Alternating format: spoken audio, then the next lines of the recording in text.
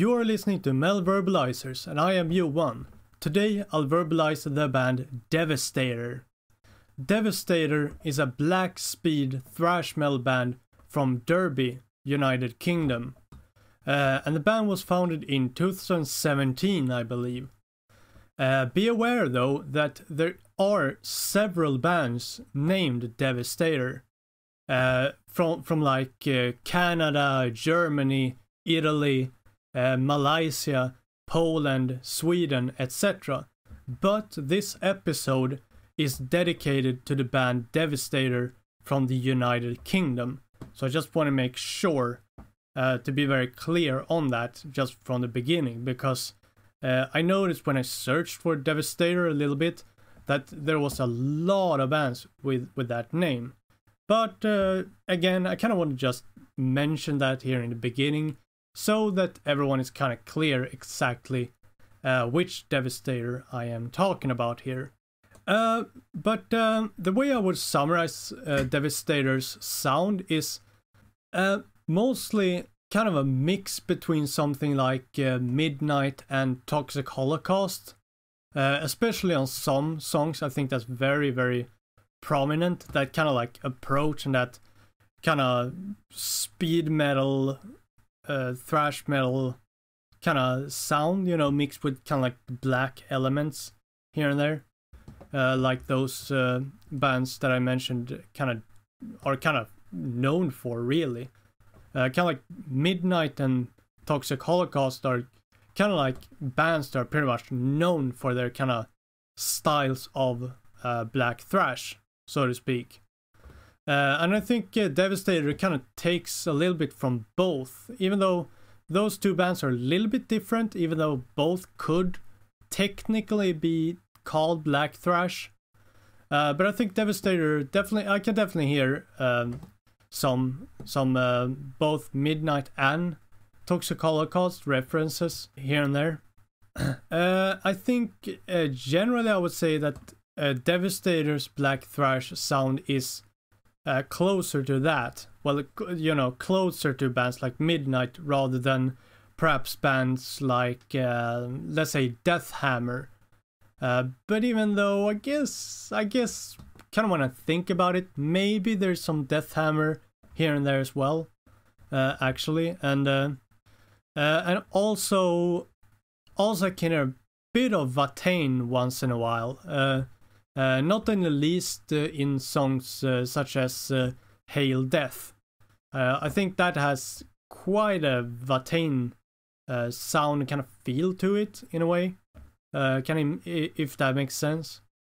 But anyway, I believe that Devastator, the first release from Devastator was a demo, I believe, which was simply titled Devastator, which was basically a self-titled, I guess, which they released in 2018.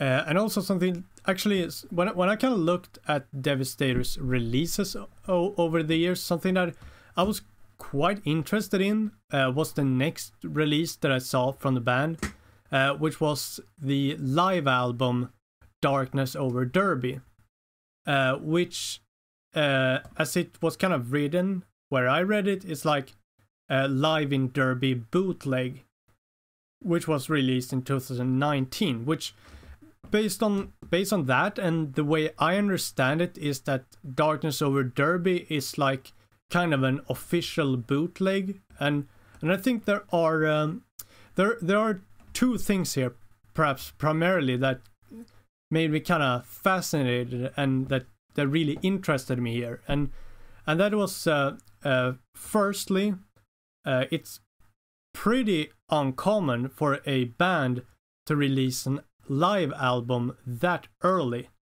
after just a demo. I don't actually think I've ever seen that before.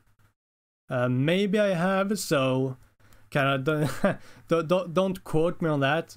But I don't think I've ever seen that ever before. Like, you know, if it's 2019 and they were like founded in 2017, that's a very, very short time. And as kind of I said, after on the one demo, that's really, really early. But the second thing that kind of fascinated me with that was the old bootleg thing. That it's kind of the same kind of idea there. I think it's like it's really uncommon. I think that there is kind of like a bootleg like that from such a new band, relatively new band as Devastator is. And that kind of fascinated me. I'm kind of interested regarding the kind of like context behind that bootleg. I don't know. It definitely kind of made me think a lot, and kind of was kind of fascinated to kind of know more about that, and the like kind of whole, as I said, like the context behind that, why that bootleg came to be, so to speak. But anyway, in 2020, which was the next year after the live album bootleg, Devastator released 2 singles, which were Worship the Goat and Spiritual Warfare, both of which were released in 2020, and both of which are later included on Devastator's debut full-length. And speaking of their debut full-length, which was also released in 2020 after the singles, and was titled Baptized in Blasphemy, which kind of like going back a little bit to their kind of like black thrash kind of style. To me, that sounds really black thrash, not the least that for example, it was kind of interesting that I mentioned Midnight before, and that their sound has a lot like kind of similar to Midnight. I can definitely hear some Midnight, but also Baptized in Blasphemy, it kind of sounds a lot to me like Midnight's album Rebirth by Blasphemy, and Rebirth by Blasphemy and Devastator's Baptized in Blasphemy. It definitely has that kind of like black thrash thing, which also, as I kind of mentioned earlier, I believe, but in case I haven't, or you haven't heard that before, I'm a big fan of the kind of like black thrash sound for bands. And some might know I'm a huge fan of bands like Toxic Holocaust and Death Hammer, etc. So I really like that, which definitely was one of the reasons that my eyes opened up for Devastator, which I like a lot personally. So basically, like this kind of like whole black thrash vibe that Devastator is really going for. I really like that. But kind of going back to Baptized in Blasphemy specifically, something that I noticed and really liked when looking at the song list from this album was the song lengths. Songs like Howling Nights, which I believe is the first song on that album, and Hail Death, like I mentioned earlier, are pretty long songs, relatively speaking. They're like almost up to 5 minutes, which I think, I might be wrong here, but in my experience and in what I believe, I think that 5 minutes, or well, close to 5 minutes at least, is pretty long for like a black thrash song.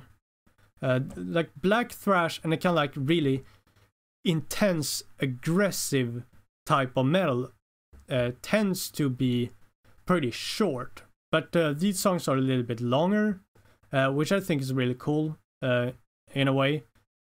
But anyway, to kind of stay on track here, something else is like, those are pretty long, but songs like Send Them to Hell and Death Slut are pretty short, and not even 2 minutes.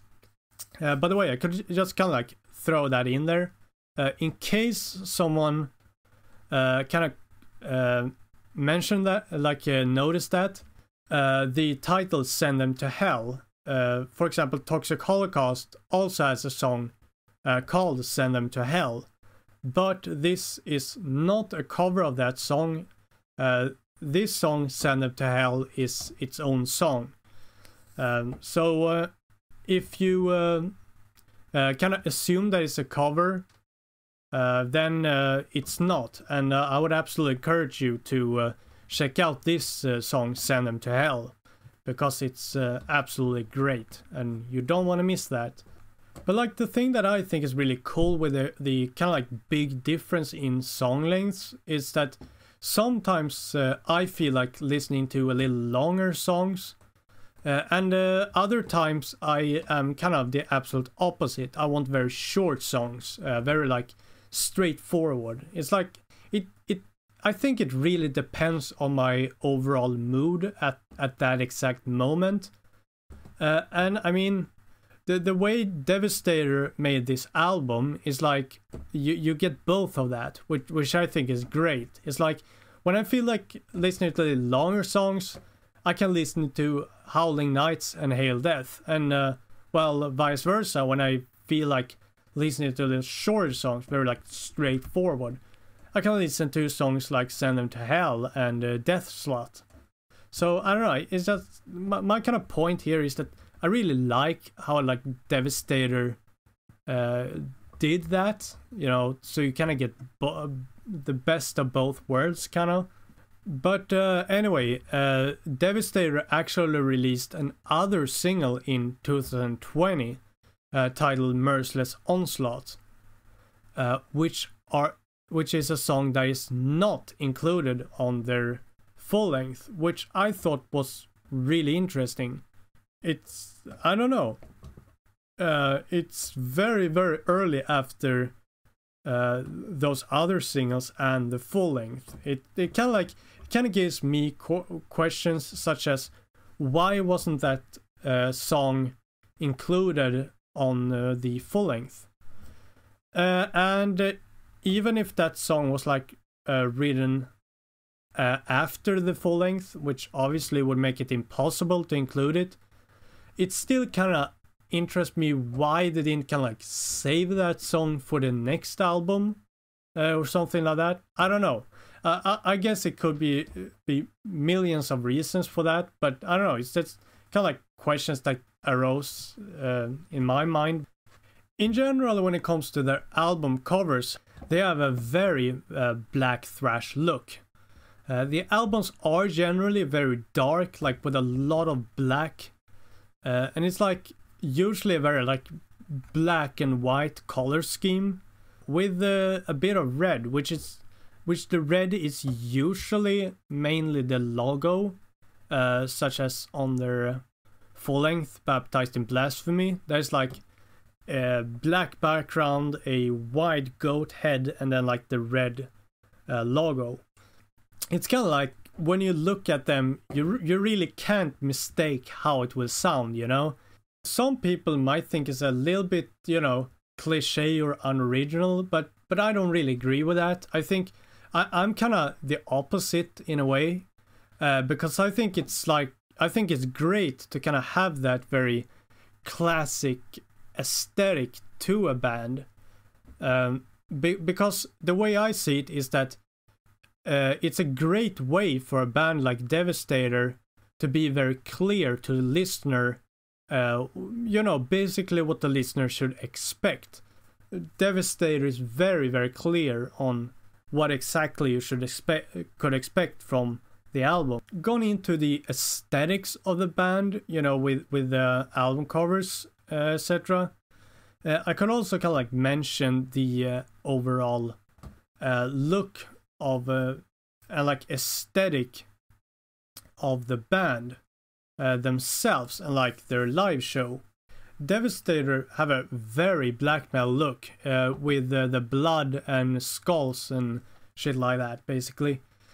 They kind of look like they're going for a similar kind of like aesthetic and look as Watain, in my opinion. It's like I think it's the very dark aesthetics usually, and like a lot of blood and dark colors rather than like the classic white painting and, you know, black around the eyes and stuff like that, which usually black metal bands kind of do. But Devastator is one of these bands who's kind of like going for the black around the eyes and they're like covering themselves in blood, which definitely kind of made me spontaneously think about Watain, which kind of were going for that look. Though I think that Watain actually was or are using white paint as well with the blood, but I believe that based on what I've seen, I think Devastator is just going with like the black color around the eyes and stuff like that, and just going for the blood and no white painting. Which, I mean, I think it's generally a great aesthetic for a band like Devastator, and I mean, I think it's kind of like the same reason as for the album covers that I mentioned earlier. It's like it's really showing you what they sound like, basically. It's kind of like the same thing there, I think, that I explained earlier. So I think it's generally a great look, and, you know, it's a little bit original, really, I think, because there's a lot of black metal bands, as I kind of mentioned, with like the white painting and a black around the eyes or like mouth, which is usually like the go-to look for black metal bands, you know, and some use blood and stuff like that, you know, Watain being the obvious example. There are other examples, but right now I'm really running a blank because I'm not good at black metal band names. But there are other examples of that, but there's also examples of bands like, don't quote me on these, but like kind of started that, like Sarcophago and Slayer did that as well, with like the black color but no white painting. Again, I'm not sure if those bands started doing that, which kind of later became pretty popular for more like war metal bands. But that, I think those bands are the earliest I know of who did that. But anyway, again, to kind of not lose track of what I was going for here, is that I think Devastator with the like mainly black colors and the blood is relatively original, I think. It's not like so, you know, it's like very classic look that really makes you kind of get a glimpse of what they will sound like, you know. But I mean, with that, I believe it's time to wrap things up, and I appreciate you listening, and if you like this episode, make sure to follow us on Metal Verbalizers, and we will give you more tips like this. And if this episode results in you checking this band out, please tag us and let them know that we send you to them. We would appreciate it a lot, and I'm sure they would also. Well, we'll be back to you soon with another verbalization.